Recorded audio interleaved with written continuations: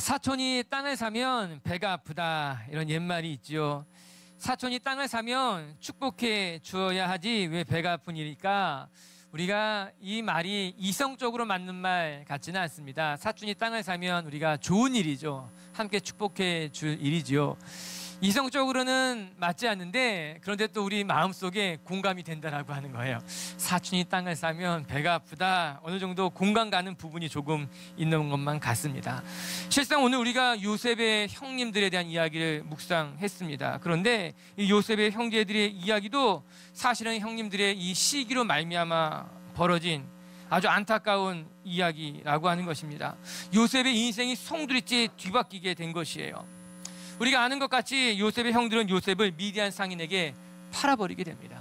결국에 요셉은 애굽까지 팔려가게 되었고, 그것에서 그의 삶이 완전히 바뀌어버리게 된 것 아닙니까? 그런데 이렇게 일어난 이 요셉이 팔려간 사건의 근저에 어떠한 감정이 있었는가? 성경은 요셉의 형들이 요셉을 시기했기 때문에 나타난 일이다, 그렇게 이야기하고 있어요. 우리 11절의 말씀 읽어보진 않았지만 제가 앞부분만 읽어드리면, 그의 형들은 시기하되 그의 아버지는 그의 말을 간직해 두었다. 즉 요셉의 형님들이 요셉에 대해서 시기하고 있었다라고 하는 것입니다. 오늘 말씀에서도 요셉의 형들은 요셉을 굉장히 미워했고, 그 미움의 근원에는 요셉을 향한 시기가 있었던 거죠. 5절의 말씀 한번 같이 읽어볼게요. 5절입니다. 시작. 꿈을 꾸고 자기 형제들에게 말하며 그들이 요셉을 미워하되 더욱 미워했다. 성경 그렇게 이야기하고 있습니다. 요셉의 형들이 요셉을 미워하게 되었고, 그 미움의 출발점이 어디 있었는가? 요셉에 대한 시기라고 하는 것이죠. 그러면 오늘 우리가 첫 번째 묵상할 것, 시기가 무엇인가 라고 하는 것이에요. 오늘 말씀 3절과 4절을 같이 한번 읽어보겠습니다. 시작. 노년에 얻은 아들이므로 이스라엘이 여러 아들들보다 그를 더 사랑하므로 그의 형들이 아버지가 형들보다 그를 더 사랑함을 보고 그를 미워하여 그에게 편안하게 말할 수 없었더라. 요셉과 그의 형들의 이야기를 살펴보면 이 시기가 무엇으로부터 말미암았는가? 서로를 비교하는 것으로부터 시작됐다는 것을 알 수 있습니다. 오늘 4절에 이렇게 이야기하고 있습니다. 요셉의 형들이 요셉을 보고 요셉에게 편하게 말할 수 없었다라고 하는 것이에요. 즉 요셉의 아버지가 자기들보다 자기 동생을 더 사랑하는 것을 보고 요셉을 미워하기 시작하였다. 오늘 말씀이 무엇을 강조하고 있는 것 같습니까? 오늘 말씀을 들여다보면요, 형들보다 이렇게 이야기하고 있어요. 그리고 그 뒤에 보면은 그를 더 사랑했다, 이렇게 이야기하고 있어요. 누구보다 자기가 더 사랑받아야만 했음에도 불구하고 자기보다 자기 동생이 더 사랑받는 것이 문제였다라고 하는 겁니다. 이렇게 시기라고 하는 것은 자기와 자기의 다른 사람의 삶을 비교하는 것으로부터 말미암게 되는 그런 감정이라고 하는 것이에요. 내가 갖지 못한 것에 대해서, 내가 누리지 못한 것에 대해서 상대방이 그것을 가지고 있다면, 상대방이 그것을 누리고 있다면 우리 마음이 불편해지는 거예요. 그로 말미암아 상대가 미워지기도 하고 내 마음이 속상해지기도 하고, 이것이 비교예요. 이것이 시기의 출발점이라고 하는 것입니다. 요셉의 형들은 요셉을 더 사랑하는 아버지에 대해서 이해할 수 없었습니다. 좀 더 정확하게 살펴보자면 자신들보다 자기의 동생인 요셉이 더 사랑받는 것이 못마땅한 거예요. 나보다 어린 동생인데 그가 왜 더 사랑받아야만 하는가? 내가 일을 해도 내가 동생보다 더 많이 일할 것이며, 내가 먼저 태어나도 더 먼저 태어났는데 왜 내 동생이 더 사랑을 받아야 하는지, 형들은 동생의 사랑이 싫은 거였어요. 못마땅한 거였어요. 마음이 불편하기 시작했다라고 하는 것입니다. 그러면서 비교한 거예요. 그러므로 마음이 상하기 시작했다라고 하는 거죠. 그러면 요셉의 아버지는 형들은 사랑하지 않고 동생 요셉만 사랑했느냐? 결코 그렇지 않습니다. 창세기 우리 50장까지 요셉의 이야기를 다 묵상해 보면, 여러분, 요셉의 아버지가 요셉만 사랑한 것이 아니라 그의 형들도 충분히 사랑했다는 것을 여러 장면에서 확인할 수 있습니다. 그러나 시기에 눈먼 형들의 눈에는 아버지의 사랑이 느껴지지 않은 거예요. 보이지 않은 거예요. 자기 동생을 더 많이 사랑한 것이 끊임없이 불편할 뿐이었다라고 하는 것입니다. 그리고 그 시기가 결국은 그의 가정을 무너뜨리게 되는 결정적인 사고의 사건으로 일어나게 된 거죠. 여러분, 비교라고 하는 것은요, 우리가 생각하는 것보다 더 크고 무서운 결과를 초래하게 됩니다. 비교 때문에 결국 자신이 한없이 추락하기도 하잖아요. 또 비교 때문에 자기의 자녀들이나 배우자들이 상처를 주기도 하고 받기도 되는 것 아니겠습니까? 결국 비교는요, 하나님께서 주신 나의 삶을 만족하지 못하게 만들어버리는 거예요. 결국에 나를 굉장히 초라한 사람으로 만들어버리고 자기의 자존감도 낮춰버리고 심지어는 더 나가서 상대방의 마음의 시기와 질투를 일게 한다라고 하는 것이죠. 여러분, 이 시기가 단지 눈에 보이는 것에만 나타나느냐? 그렇지 않습니다. 상대방이 내가 가지지 못한 재능을 가지고 있을 때 우리 시기하게 됩니다. 내가 가지지 못한 인간관계를 가지게 되면 그것 보고도 우리의 마음이 못마땅하게 된다라고 하는 것이에요. 단지 사촌이 땅을 샀을 때만 배가 아픈 것이 아니라 사촌이 좋은 친구 사귀면 그것 때문에 또 마음이 불편해지는 거예요. 사촌이 나보다 더 친절하게 살아가도 배가 아프고, 사촌이 나보다가 더 선한 일을 많이 해도 왠지 내 마음이 불편해질 수도 있다라고 하는 것이죠. 결국엔 이 시기라고 하는 것은요, 눈에 보이는 것, 가진 것뿐만이 아니라 보이지 않는 내면의 것들까지도 다 포함되고 있다라고 하는 거예요. 사랑하는 우리 미체교회 성도 여러분, 우리가 남들과 자신을 비교하는 것으로 우리 스스로 시기의 올무에 빠지는 것이 아니라 다른 사람과 나를 비교하지 아니하고 하나님이 지으신 여러분 자신의 모습을 더 사랑할 수 있게 되길 주님의 이름으로 축복합니다. 여러분, 왜 우리가 남과 비교해야 됩니까? 왜 우리가 다른 사람들과 비교하며 살아갈만 하겠습니까? 우리는 우리에게 주어진 삶이 있는 거예요. 하나님이 내게 허락하신 축복이 있다라고 하는 것이에요. 우리는 그것을 바라보고 그것을 기뻐하며 그것에 감사하며 살아가야 된다라고 하는 것이죠. 오늘 말씀을 보면서 시기하는 마음이 비교에서부터 말미암음을 깨닫고 날마다 우리가 내 자신을 허락하신 하나님 앞에 무릎 꿇을 수 있는 분들이 되기를 주의 이름으로 축복합니다. 오늘 말씀이 자세히 들여다보면요, 눈에 뜨는 단어가 또 한 가지 등장하게 됩니다. 여러분, 4절에 보면요, 이런 말씀이 나와요. 사랑함을 보고, 이렇게 표현되고 있습니다. 여기서 중요한 단어가 무엇인가? 보았다라고 하는 단어인 거예요. 여러분, 시기가 어디에 기인한 건가? 상대방과 나를 끊임없이 비교하면서 그 사람을 끊임없이 또 들여다보는 것으로 말미암다라고 하는 거예요. 형들이 요셉을 보았다. 여기서 보았다라고 하는 것은요, 그냥 바라보는 것을 말하는 것이 아니라 형들이 요셉을 응시 주목하여 보았다라고 하는 거예요. 아버지가 동생을 더 많이 사랑하지는 않는지, 요셉에게 어떤 옷을 입혔는지, 요셉에게 어떤 대우를 하는지 형들이 요셉을 끊임없이 바라보았어요. 주시했어요. 그렇게 되니 자기 동생에게 편안한 말을 할 수가 없게 되었다고 말합니다. 안 보는 척하지만 곁눈으로 보는 거예요. 관심이 없는 척하지만 저 사람이 무엇을 입었는지, 저 사람이 어떤 삶을 사는지 계속해서 바라보는 것, 그것으로 말미암아 우리 마음 가운데 비교, 시기, 질투가 쌓이기, 쌍나기, 자라기 시작한다는 거죠. 시기라는 단어가 영어로 보면 envy예요. 이 단어가 어디에서부터 말미암았는가? 라틴어를 찾아보게 되면요, 보다 응시하다라는 단어에서 이 부러워하다라는 단어가 만들어졌다, 파생됐다, 그렇게 이야기하게 되더라고요. 저 사람이 무엇을 가졌는지 들여다보는 것에서부터, 저 사람이 나보다 무엇이 다른지 바라보고 응시하는 것에서부터 우리 마음에 어려움이, 불편함이, 아니 시기와 질투가 만들어진다라고 하는 거예요. 사무엘상은 그것을 잘 보여줍니다. 사무엘상 18장 9절의 말씀을 같이 한번 읽어봐요. 시작. 사울이 다윗을 주목하였다. 시기와 질투심에 사로잡힌 사울이 다윗을 그날 이후로 주목했다는 거예요. 여러분, 그 눈빛을 상상해 보시기 바랍니다. 다윗이 골리앗을 죽이고 승전보를 부르며 돌아왔을 때 사울은 곱지 않은 눈으로 다윗을 바라보기 시작했어요. 다윗만 바라본 것이 아니라 다윗을 응원하는 사람들이 그의 눈에 들어오기 시작했다라고 하는 것이에요. 마음은 불편했어요. 어려웠어요. 다윗을 보기 싫었어요. 그러나 다윗이 보였어요. 주목하게 되었다라고 하는 것이에요. 그 눈빛은 시기였고요, 그 눈빛은 분노로 이어졌다라고 하는 거예요. 결국에 사울은 그 시기로 말미암아 분노하게 됐고, 그 분노로 말미암아 걷잡을 수 없이 그의 삶이 무너졌다는 거예요. 다윗을 죽이지 않고는 견딜 수 없었어요. 아니, 다윗을 죽인 것이 아니라 스스로 몰락하게 된 것 아니겠습니까? 이렇게 우리가 남들을 들여다보면서 비교하게 되는 건 결국 그것이 우리를 시기로, 올무로 빠뜨리는 것이며 우리를 무너지게 하는 것, 내가 초라하게 되는 것이에요. 상대방이 이유 없이 밉게 되는 거예요. 생각하기도 싫고 그런 관계가 되는 것이죠. 그런데 여기서 우리가 한 걸음 더 생각해 볼 것은, 여러분, 시기는요, 우리의 영혼까지도 무너뜨리는 그런 참 안타까운 일을 만들어 버린다는 거죠.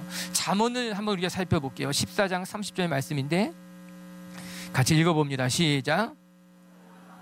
육신의 생명이나 시기는 뼈를 썩게 하느니라. 평온한 마음은 우리에게 생명이 되고 기쁨이 되고 위로가 되지만 시기와 질투는 우리의 뼈까지도 상하게 합니다. 내가 뼛속까지 시려, 이런 거 경험해 보셨죠?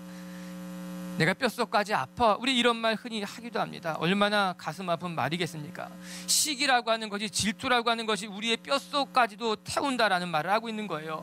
우리의 내면 깊숙한것이 타들어와서 결국에 우리의 심령까지, 우리의 영혼까지 무너뜨리는 것이 이 시기가 가지고 있는 아주 강력한 못된 영향력이라고 하는 것이죠.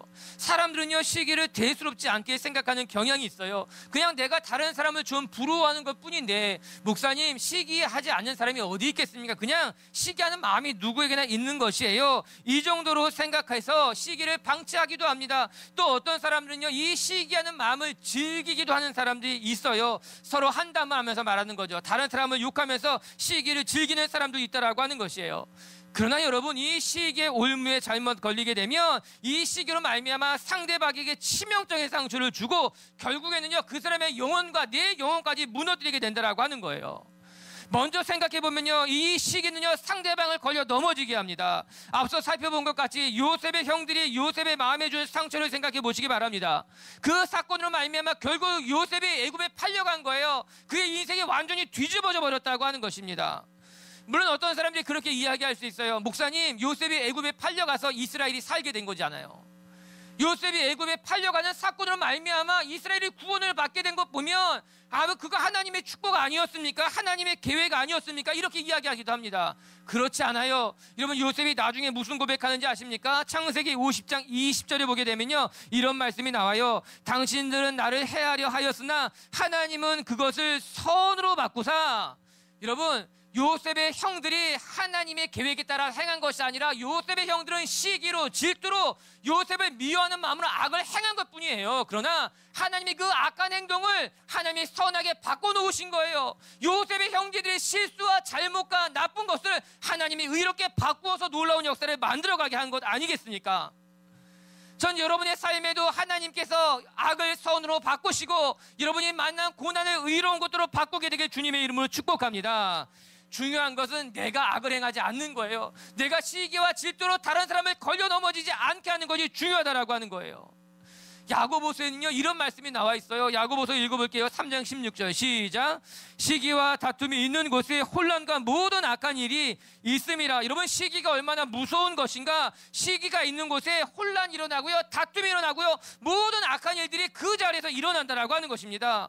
공동 번역을 읽어보게 되면요, 어떻게 번역하고 있는가. 시기심과 이기적인 야심이 있는 곳에는 분란과 온갖 더러운 행실이 생기기 마련입니다. 여러분, 문제가 있는 곳에 보면요, 시기가 있는 거예요. 분란이 있고 다툼이 있는 곳에 보면요, 시기가 있다라고 하는 거예요. 이 시기라고 하는 것이요, 모든 분란의 근원인 거죠. 이 시기라고 하는 곳에는 탐욕이 있고요, 혼란이 있고 악한 일들이 만들어지게 된다라고 하는 것이에요. 특히 시기의 대상이 나와 가까운 사람, 즉 가족이요, 친구요, 동료라는 것을 생각해 본다면 이 시기 때문에 가족이 병들게 되는 것이고요, 친구들의 마음이 무너지게 되는 것이고요, 동료와 일터가 상하게 되어 있다라고 하는 것이에요. 더 나가면요, 시기는요, 부메랑이 되어서 다시 나를 치게 되어 있다라고 하는 거예요. 내가 시기했는데 그 시기가 결국에는 나한테 돌아온다는 거예요. 그냥 이 시기로 말미암아 상대방의 마음만 아프게 한 것으로 끝난 것이 아니라 결국에는 그 시기가 부메랑이 되어서 내 영혼을 치고 내 심령을 무너뜨리게 되는 것이다. 여러분, 잠언의 말씀을 보십시오. 시기가 결국 나의 뼈를 상하게 한다는 거예요. 시기가 결국 나의 마음을, 나의 심령을 썩어지게 만들고 있다라고 이야기하고 있는 거예요. 그래서 무서운 거예요. 안타까운 거예요. 오늘도 여러분 마음속에 시기가 여러분의 마음을 흔들고 있다면 여러분 그것에 동조하지 마시고 오히려 그 시기를 멀리 물려보낼 수 있는 하나님의 사람들이 되어야만 할 줄로 믿습니다. 여러분, 우리가 죽음에 이르는 7가지 죄악에 대해서 묵상하잖아요. 지난주에 교만, 오늘 시기, 분노, 탐욕, 탐심, 정욕, 우리가 이런 것들 이제 묵상할 것인데요, 이 시기라고 하는 것은요, 다른 것들에 비해서 정말 아무짝에 쓸모가 없다. 이게 무슨 말인가 하면, 여러분, 교만은요, 잠깐이라도 나를 우쭐하게 해주는 행복감이 있어요. 분노라고 하는 것은요, 복수라고 하는 통쾌함을 또 주기도 해요. 정욕은요, 말초신경을 자극해서 어떤 흥분을 줘요. 탐식은요, 배라도 불리게 해줘요. 그런데 시기는요, 아무것도 없어요. 정말 아무것도 없다라고 하는 거예요. 우리의 영혼을 병들게 할 뿐이다. 물론 우리가 교만이라고 하는 거, 복수가 주는 즐거움, 이런 것들을 누리자고 하는 말이 절대 아닙니다.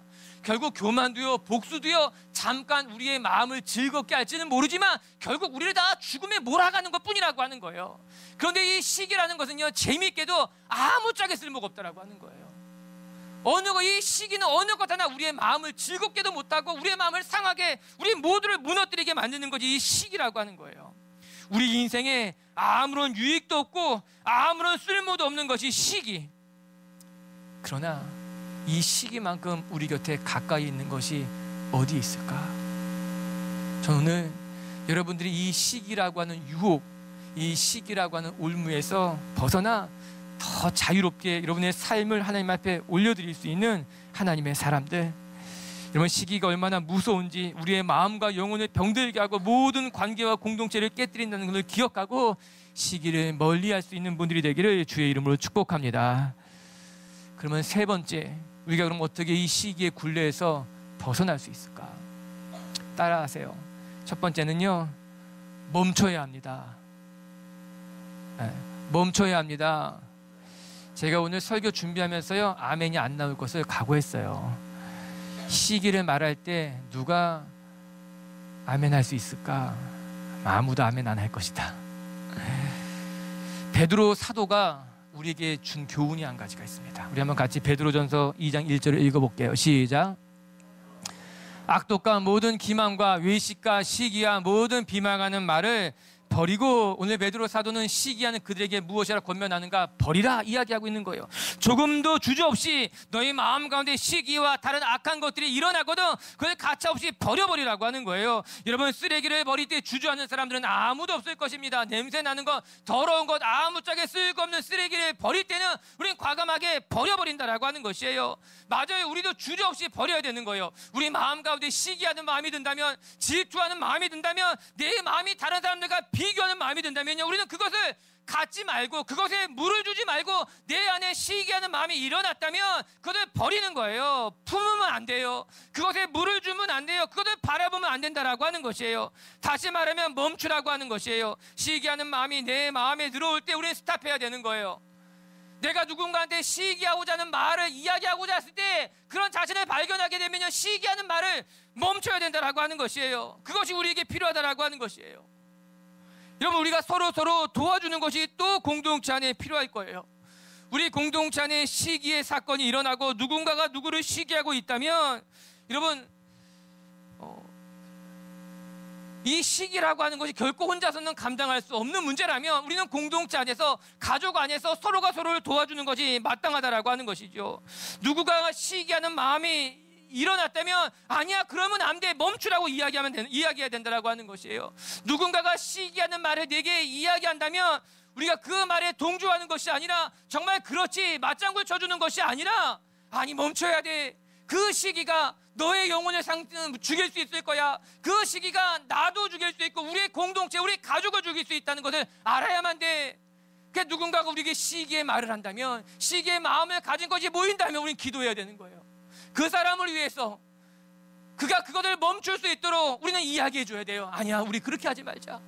시기는 우리 모두 죽는 것이야. 시기를 우습게 보면 안 된다고. 우리가 그렇게 멈출 줄 아는 것이 필요하다라고 하는 것이에요.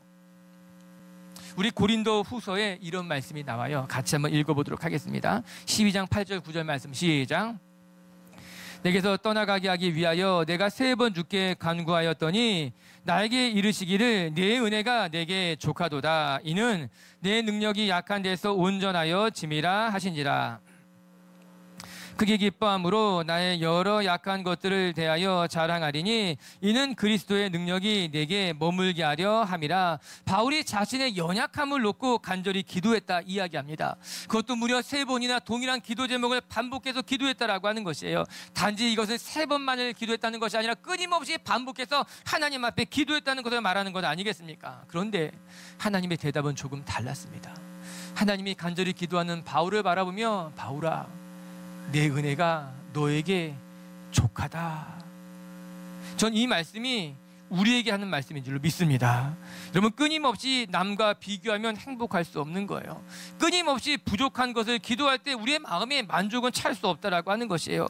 그러나 오늘 하나님이 바울에게 무엇라 말씀하셨는가? 너는 부족하다고 기도할지 모르지만, 너는 모자란다고 기도할지 모르지만, 아니라 내게 준 은혜가 족한다는 것을 내가 깨달으라고 이야기하고 있는 거예요. 맞아요. 바울의 연약함이 하나님을 보게 되는 통로가 되었을 것이에요. 바울이 부족하기 때문에 바울은 더 열심히 기도할 수밖에 없었을 것이에요. 그것이 하나님의 은혜라고 하는 거예요. 맞아요. 우리가 남들과 비교해 보면요, 내게 부족한 것이 있기도 하겠지요. 내게 모자란 것이 왜 없겠습니까? 어떤 사람은 건강이 연약하고요, 어떤 사람은요 가진 것이 부족하고요, 어떤 사람은요 남들보다 성공하지 못했고요. 우리 모두 다 부족한 것을 가져가고 있는 사람들이라고 하는 거예요.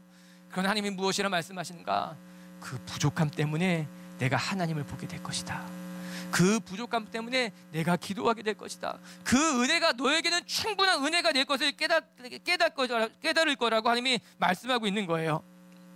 저는 오늘도 우리의 부족함을 통해 하나님의 능력을 경험할 수 있게 되기를 바라고, 여러분의 연약한 것이 하나님의 은혜를 볼 수 있는 축복이 되길 주님의 이름으로 축복합니다. 교회를 개척하고 나서 사람들이 끊임없이 저를 불쌍히 보는 것이 있었어요.